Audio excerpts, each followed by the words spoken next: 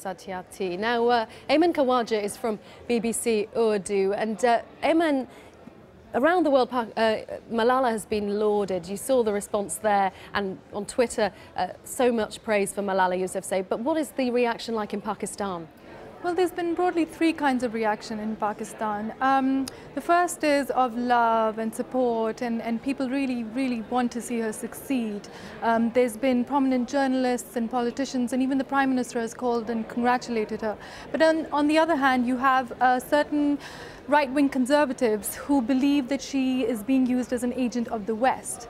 And thirdly, there are certain people in Pakistan who love and adore Malala, who admire her, but are uncomfortable with the West's patronage of her because they believe that she's being used to further their own agenda, which is to justify and validate military intervention in the region. Now, Malala says that she herself wants to go into politics one day. Some say she could even be a future Prime Minister. I mean, does she have a future back in Pakistan? Of course, now she lives in the UK. She's safe here, going to school in Birmingham.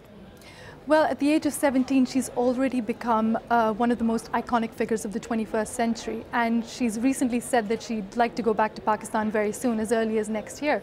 Really? So I think that she has a very good chance of a political career in Pakistan. Many people want her to come back and start her career. A personal question for you, Ayman. You actually yourself were educated both here in the UK and in Pakistan.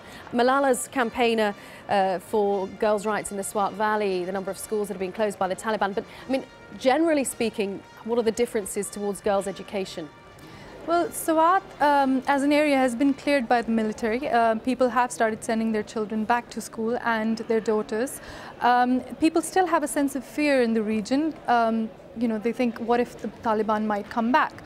But in generally, where I come from, in the city of Lahore, the enrollment of girls is quite high, especially in private schools, which are thriving in Pakistan. But the public sector is where the problem is. It's massively underfunded, and even teachers don't come anymore. There's a lot of demotivation in terms of salaries. So I think it's a developing country, and there's a lot of lack of resources in the country as far as education is concerned. Ayman, thank you very much. That's Ayman Khawaja joining us from BBC Urdu.